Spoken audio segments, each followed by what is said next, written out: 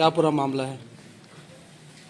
देखिए 28/12 और क्या कहते हैं 31/12 को ये कुछ जो रेलवे के जो क्लिप होते हैं जिसे पेंड्रोल कहते हैं वो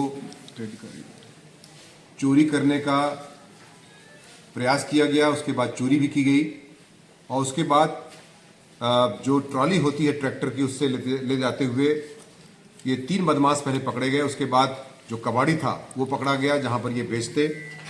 3 बदमाश मोहित, रोहित, निशु ये तीनों इसमें सक्रिय रूप से भाग ले रहे थे, जो जड़ौदा मंसूरपुर के रहने वाले हैं।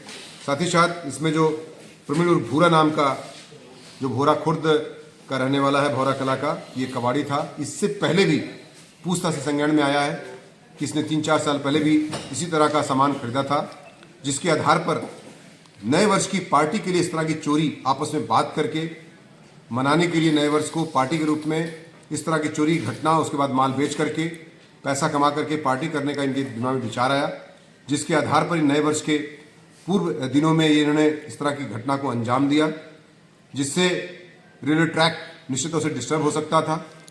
लेकिन पुलिस एक टिप ऑफ के आधार पर इनको गिरफ्तार करती है। इनके पास 326 पेट्रोल क्लिप, एक महिंद्रा ट्रैक्टर, अवैध तमंचा, कारतूस इत्यादि बरामद किए गए हैं।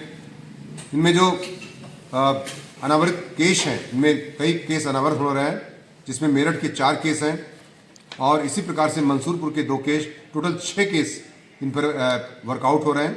और उन्होंने पूछताछ से स्वीकार किया है कि इस तरह की घटना के पीछे इनका इंटेंशन जो है वही नए वर्ष में पार्टी मनाना तथा आर्थिक और भौतिक लाभ के लिए इस तरह का इन्होंने अपराध किया है।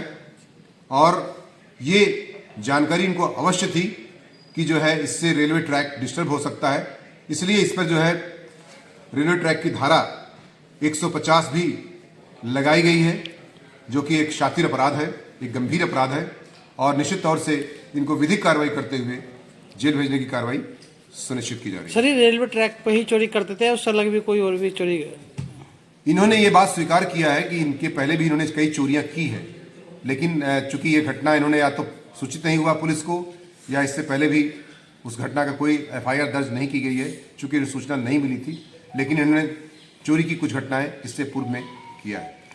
इसमें मेरे द्वारा पुलिस टीम लगी हुई थी, हमारी RPF के सहयोग से जो सिविल पुलिस लगी थी, SP सिटी, CO खतौली और इंस्पेक्टर मंसूरपुर के साथ नितिन मेहरा और विनीत चौधरी, परमानंद और सुमित तोमर जो रेलवे विभाग के अधिकारी कर्मचारी हैं, ये भी इन्होंने अनन्य सहयोग किया है, जिसके आधार पर पूरी टीम को मेरे द्वारा 20,000 रुपये का इनाम भी दिया जा रहा है, चूंकि ये घटना मुश्किल से 30 से 35 घंटे के अंदर वर्कआउट कर दी गई है।